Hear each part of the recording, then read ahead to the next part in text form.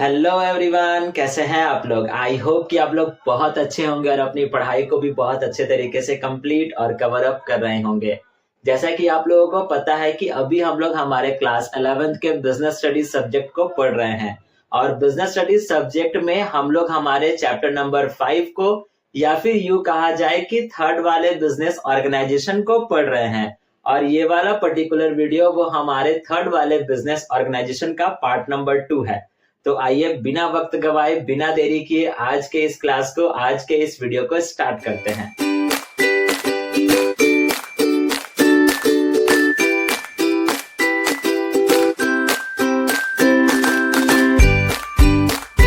मैंने आपको बताया कि आज के इस क्लास में हम लोग हमारे थर्ड वाले बिजनेस ऑर्गेनाइजेशन के पार्ट नंबर 2 को पढ़ेंगे। और जो हमारा जो थर्ड वाला बिजनेस ऑर्गेनाइजेशन है जिसका नाम कहता है पार्टनरशिप और इसको हिंदी में हम लोग कहते हैं साझेदारी। और आई होप कि आपने इस पार्टनरशिप वाले चैप्टर का पार्ट नंबर 1 जरूर से कवर अप किया होगा। पार्ट नंबर 1 में मैंने पार्टनरशिप के कुछ बेसिक जानकारी आपको दी थी, जैसे डेफिनेशन और इससे रिलेटेड कुछ कुछ पॉइंट्स की मैंने आपको जानकारी दी थी और मैंने आपको बताया था। आई होप कि आपने पढ़ा भी होगा और आपको अच्छे तरीके से समझ में आ भी गया होगा। अगर आपने पार्ट नंबर 1 को कवर अप नहीं किया है तो मैं ऐसा नहीं कहूंगा कि अगर आपने पार्ट नंबर 1 कवर अप नहीं किया तो आपको पार्ट नंबर 2 समझ में नहीं आएगा।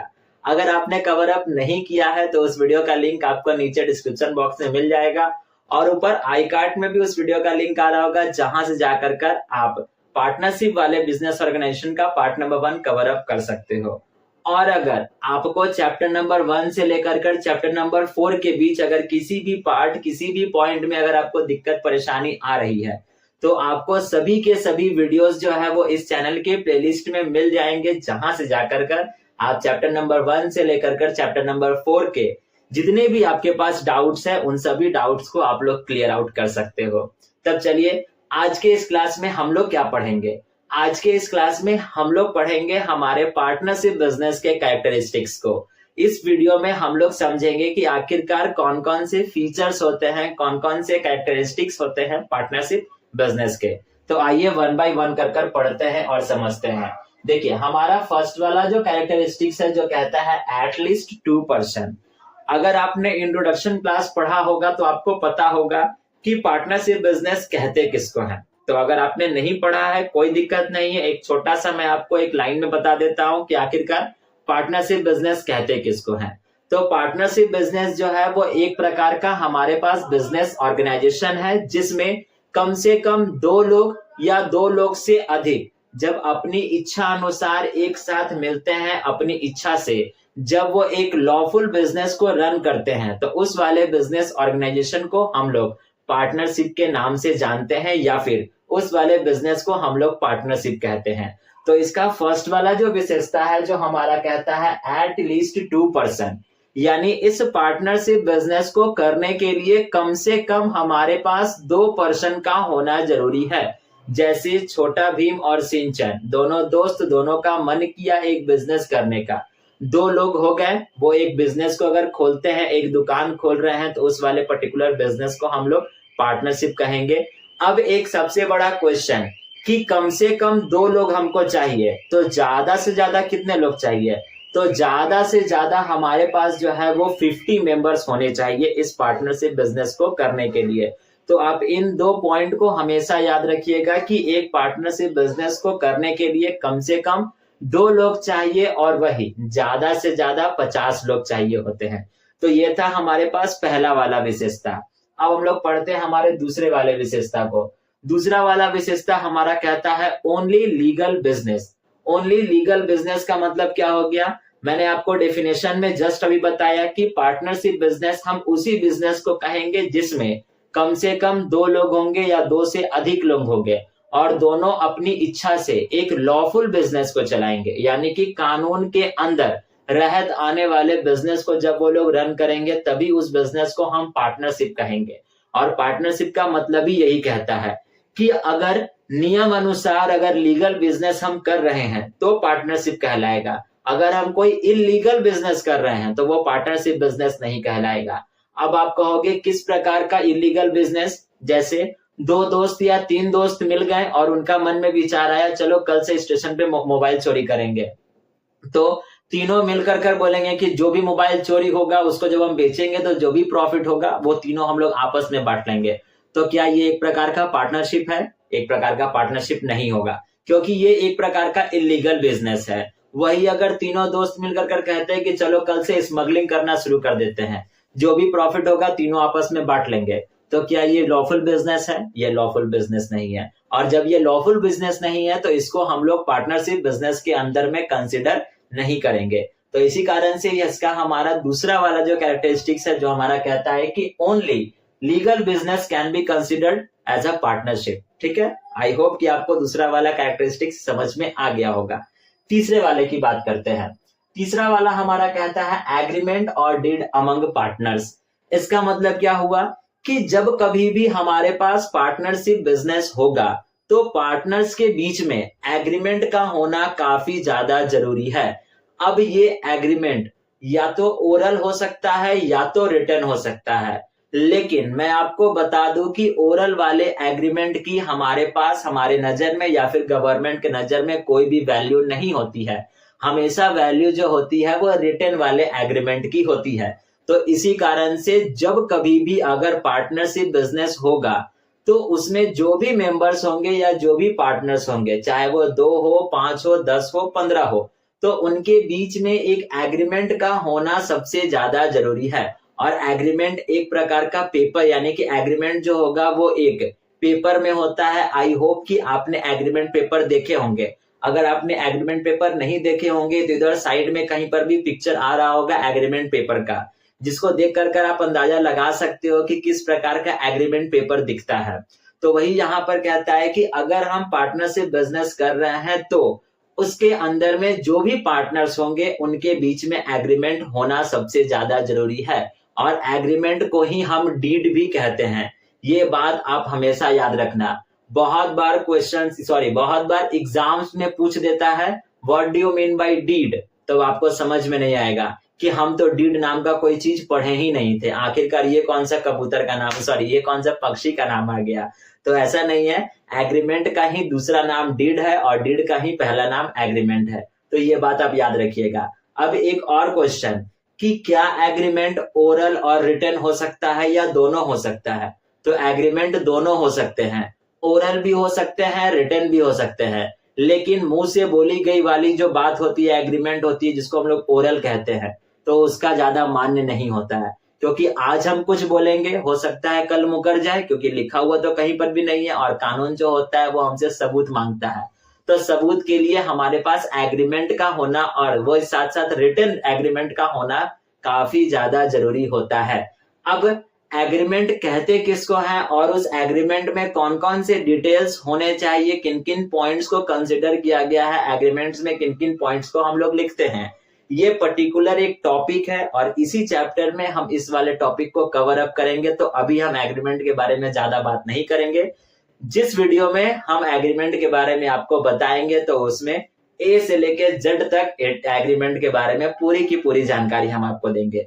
तो बस अभी केवल आपको इतना याद रखना है, हमारा थर्ड वाला जो कैरेक्टरिस्टिक्स है जिसमें कहता क्या है कि अगर हम पार्टनरशिप बिजनेस करेंगे तो पार्टनर्स के बीच में एग्रीमेंट का होना सबसे ज्यादा जरूरी है।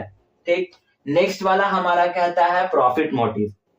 अब अगर कोई भी बिजनेस हो, चाहे हमने सोल ट्रेड पढ़ा, चाहे हमने ज्वाइंट हिंदू फैमिली बिजनेस पढ़ा, या फिर अभी हम लोग पार्टनरशिप बिजनेस पढ़ रहे हैं, या फिर आने वाला जो भी हमारे पास बिजनेस ऑर्गेनाइजेशन होगा, जो भी हम पढ़ेंगे, तो उन सब का ही मोटिव होगा प्रॉफिट कमाना। तो वही यहाँ पर भी कहता है कि इसका हमारा जो है चौथा वाला कैरेक्टरिस्टिक्स है जिसमें हम लोग इसको लिखते हैं कि पार्टनरशिप बिजनेस को करने के पीछे हमारा मकसद जो होता है वो प्रॉफिट कमाना होता है। पांचवा वाला हमारा क्या कहता है, division of profits among themselves. अब जो भी प्रॉफिट होगा उन प्रॉफिट्स को हम लोग पार्टनर्स के बीच में रेशियो के हिसाब से बांटेंगे। अगर एग्रीमेंट में लिखा होगा कि जो भी प्रॉफिट होगा, अगर 2 पार्टनर है तो दोनों में आधा आधा बटेगा, तो आधा आधा यानी 50-50 का रेशियो बटेगा। हो सकता है किसी को 30% मिले, किसी को 70% मिले, तो उसके हिसाब से प्रॉफिट बटेगा। तो जिसका जैसा शेयर होगा उसके हिसाब से पार्टनरशिप बिजनेस में हम लोग प्रॉफिट्स को शेयर करते हैं। और ये प्रॉफिट्स को शेयर करना मैंडेटरी होता है, क्योंकि जितने भी पार्टनर्स काम कर रहे हैं वो प्रॉफिट के लिए काम करेंगे। तो जब अगर उनको पैसा ही नहीं मिलेगा, प्रॉफिट ही नहीं मिलेगा, तो फिर वो काहे का एक बिजनेस का पार्टनर कहलाएगा। ठीक है, तो बस अभी आप इतना याद रखिएगा कि जो भी प्रॉफिट होंगे वो सभी के सभी प्रॉफिट्स उस पार्टनरशिप बिजनेस में पाए जाने वाले पार्टनर्स को डिस्ट्रीब्यूट होंगे as per written in the agreement. जिसका जितना रेशियो होगा, जिसका जितना शेयर होगा, उसके हिसाब से उनको बांटा जाएगा, उनको मिलेगा। अब ये रेशियो और शेयर की बात जब हम कर रहे हैं तो ये पर्टिकुलर चैप्टर आपको आपके अकाउंट्स में पढ़ने को ही मिलेंगे, तो आप वहां से पूरी और कंप्लीट जानकारी ले सकते हो कि किस तरीके से एक पार्टनर को किस रेशियो के हिसाब से बांटा जाता है। या फिर जब हम एग्रीमेंट वाले टॉपिक पे बात करेंगे, उसको जब हम समझाएंगे तो फिर हम इसको भी अच्छे तरीके से समझा देंगे, तो आप उस वीडियो में भी देख सकते हो।